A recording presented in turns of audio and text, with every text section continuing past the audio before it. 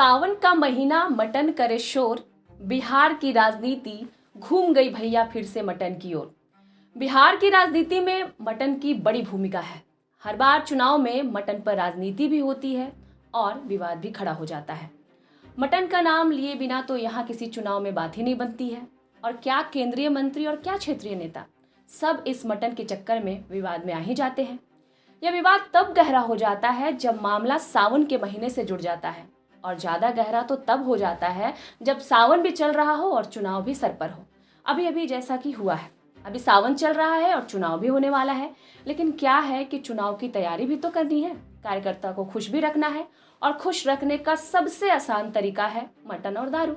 अब दारू तो चलिए बिहार में बैन है, लेकिन मटन से तो खुश किया ही जा सकता है। बस यही खुशी ललन सिंह जी अपने कार्यकर्ताओं और समर्थकों को देना चाहते थे। इसलिए उन्होंने क्या किया कि मुंगेर में एक रैली की और उसके ठीक बाद मटन भोज का आयोजन करवा दिया। लेकिन दिक्कत हो गई टाइमिंग की।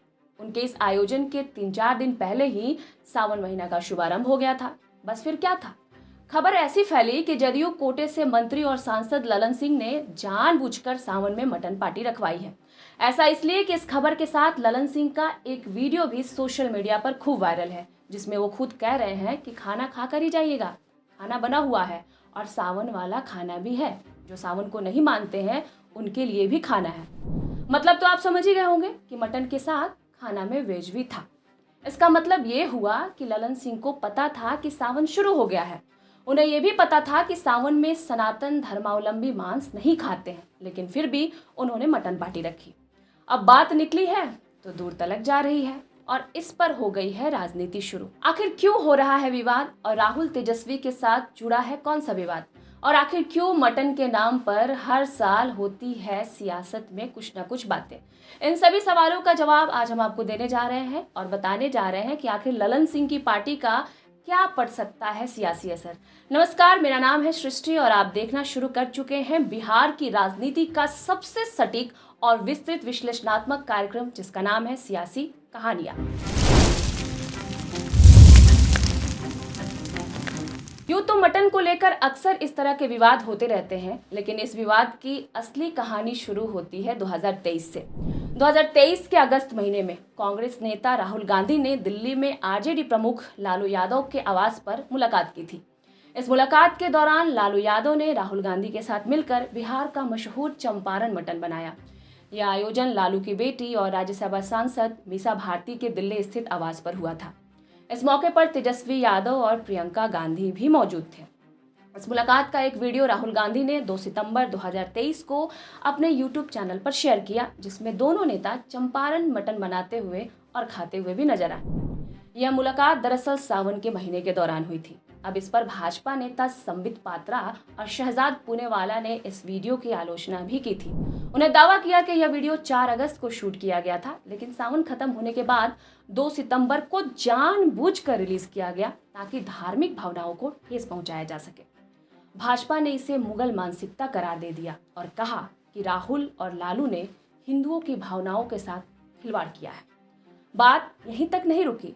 प्रधानमंत्री नरेंद्र मोदी ने 12 अप्रैल 2024 को जम्मू कश्मीर के उधमपुर में एक चुनावी रैली में इस घटना का जिक्र किया। उन्होंने बिना नाम लिए हुए ये कहा कि कांग्रेस और इंडी गठबंधन के लोग देश की बहुसंख्यक आबादी की भावनाओं की परवाह नहीं करते हैं। वे सावन में एक दोषी व्यक्ति के घर जाकर मटन बनाते हैं और वीडियो बनाकर लोगों को चिढ़ाते हैं। प्रधानमंत्री के बयान के बाद यह मुद्दा और भी बड़ा हो गया था और काफी दिनों तक यह चर्चा में भी रहा। दूसरा प्रकरण आपको बताते हैं तेजस्वी यादव से, जो सीधे तौर पे जुड़ा हुआ है। 9 अप्रैल 2024 को तेजस्वी यादव ने एक वीडियो सोशल मीडिया पर शेयर किया था, जिसमें वो हेलीकॉप्टर में मुकेश साहनी के साथ मछली और रोटी खाते नजर आए थे। यह वीडियो लोकसभा चुनाव प्रचार के दौरान का था, जब तेजस्वी और साहनी व्यस्त चुनावी कार्यक्रम के बीच 10-15 मिनट के लंच ब्रेक में खाना खा रहे थे। तेजस्वी ने वीडियो में हल्के फुल्के अंदाज में कहा था कि मछली खाने से मिर्ची लगेगी। दिक्कत ये हो गई कि यह वीडियो नवरात्रि के पहले दिन यानी 9 अप्रैल 2024 को शेयर किया गया था। केंद्रीय मंत्री गिरिराज सिंह और उप मुख्यमंत्री विजय कुमार सिन्हा जैसे नेताओं ने तेजस्वी पर सीजनल सनातनी होने का आरोप लगाया था। उधमपुर वाली रैली में प्रधानमंत्री मोदी ने इसका भी जिक्र किया था। उन्होंने कहा था कि नवरात्रि में मांसाहार खाकर और वीडियो बनाकर लोग भावनाओं को ठेस पहुंचा रहे हैं। ये लोग मुगल मानसिकता से प्रेरित हैं। लेकिन वो कहते हैं ना कि कभी कभी शिकारी अपने ही जाल में फंस जाता है। ठीक इस बार वैसा ही हुआ है। इस बार सावन में सिर्फ खाते हुए नहीं बल्कि खिलाते हुए जदयू पकड़ा गई है। और जब ललन सिंह को सफाई में बोलने के लिए कुछ नहीं मिला तो महोदय ने ये कह दिया कि उन्हें किसी के मांस खाने से कोई दिक्कत नहीं है।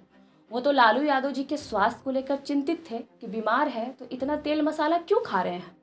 तेजस्वी यादव पर भी उन्होंने सफाई देते हुए कहा था कि चूंकि तेजस्वी हेलीकॉप्टर में थे और उसमें बहुत बड़ा वाइब्रेशन होता है तो मछली का कांटा गड़ सकता है, इसलिए उन्हें मना कर रहे थे। अब जरा सोचिए कि ललन सिंह की बात सुनकर तो कोई भी माथा ही पकड़ लेगा। क्या गजब पलटे हैं भाई, लगता है पार्टी का पूरा असर हो रहा है उन पर। अब इधर वाले हमला कर रहे हैं। तेजस्वी यादव ने कहा है कि अगर ये आयोजन आरजेडी किया होता तो भाजपा इसे बहुत बड़ा मुद्दा बनाती, लेकिन मजेदार पोस्ट तो रोहिणी आचार्य ने किया है। उन्होंने पोस्ट में लिखा है कि ढोंग रच रच ढकोसला फैला, दूसरों के खान पान में खोट निकालने वाले, कपटी और बड़े धूर्त है ये खान पान में खोट निकालने वाले, कथनी करनी में अंतर है इनके, ये जहरीले मंत्र फूकने वाले, धर्म राजनीति का मर्म छिपाते हैं, अपना थूका खुद ही चाट जाते हैं, असल में है ये दोहरा चरित्र वाले। अब भैया ललन सिंह ने विपक्ष को मौका तो दे दिया है कि इसे मुद्दा बनाया जाए। एक आंख में सुरमा और एक आंख में काजल तो नहीं ना चलेगा सर। लेकिन देखिए यह मामला अब कितना आगे जाता है।